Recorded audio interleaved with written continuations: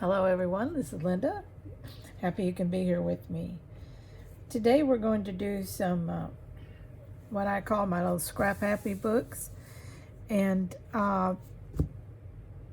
these are very small little projects in the sense that they're small in size, and this is probably the biggest that I would do, and let's see what the actual size of it is. It's about 8.5 by 5, and it would be the largest in the Scrap Happy books. Now, what I'm doing these little books for is, again, something that I can gift, but also it's a way to utilize tons of small scraps that I may not use in anything else. I have lots and lots and lots of that, and so I'm going to be doing these, and anybody can do these. This is a wonderful beginner project. The requirement is that you do use scraps, just scraps, and all sizes and shapes. Now you can see that this one was a rectangle piece of, I used this rectangle piece of fabric right here as the as the lead fabric, and then I put some stuff on this side, and then I sewed a bunch of scraps to this side, okay? And so this would be my cover of my little Scrap Happy book, okay? Now, staying scrap happy is what it says.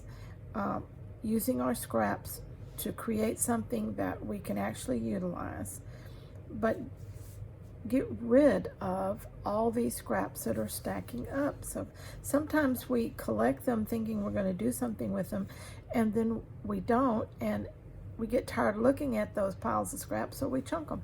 And what a shame when they can be turned into beautiful objects.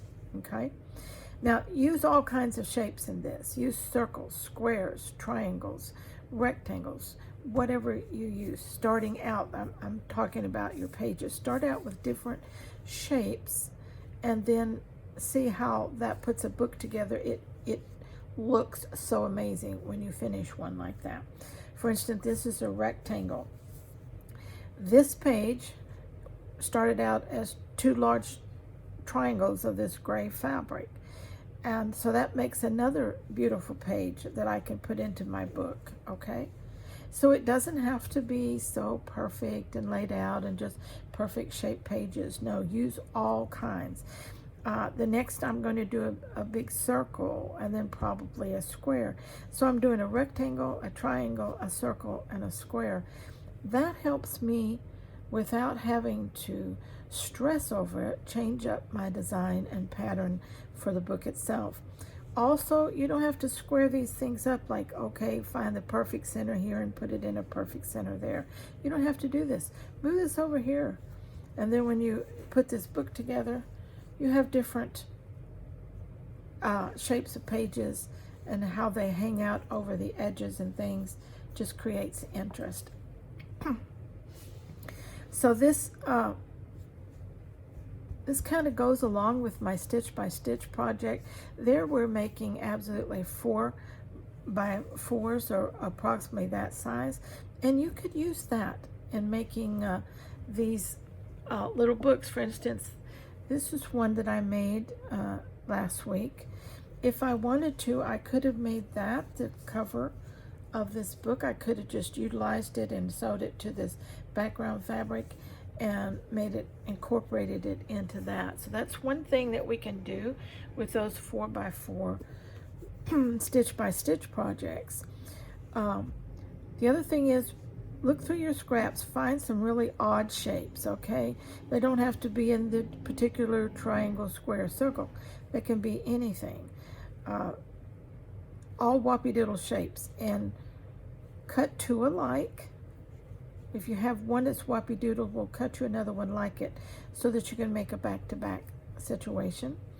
And well, sometimes you don't even have to do that. You can use any shape to do it, but still, I like to make both sides. And the reason I say 2 is because I work each side separately, and then I sew them together.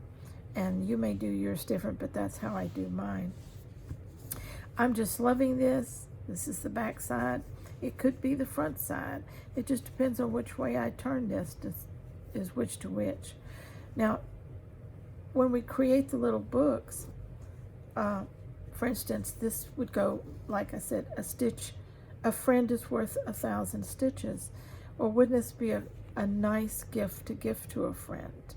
Maybe with another sentiment or two and wordings inside that just tells this friend that I put these things together and there's 1,000 stitches in here, but you're worth it. And what a nice gift that would be.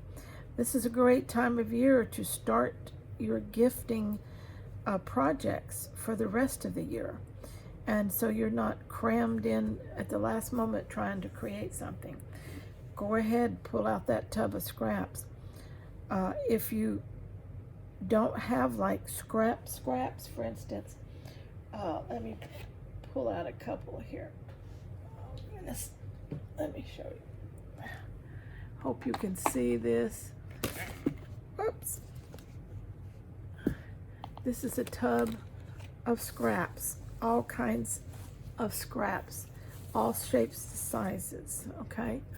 These are a little bigger scraps, most of them, so I can just chop them up however I want to because they're already scraps, all right? So that's one of my tubs here beside me and that I'm working out of. Then I have my tub of yarns in here, little decorative yarns. Then I have my thread tub here that I can create from. Then I have another tub with smaller scrap pieces. So you see, I'm really geared for scraps. And these are just the ones that I keep next to me that I work out of. I can go into my bigger scrap tubs and pull out of those and add to these smaller ones that I work out of here on my desk. That works well too. So I really would like a lot of you to jump in on this project because it's fun. And I'm going to put it under the hashtag Scrap Happy Books. And let's see how many Scrap Happy books we can get made this year. And please, if you're on YouTube, upload it and use the hashtag or tag me. I'd love to see what you're creating. Scrap Happy Books. Scrap Happy keeps you happy, and it'll keep the person who receives these little books happy too. Till next time, you know the motto, stay scrap happy.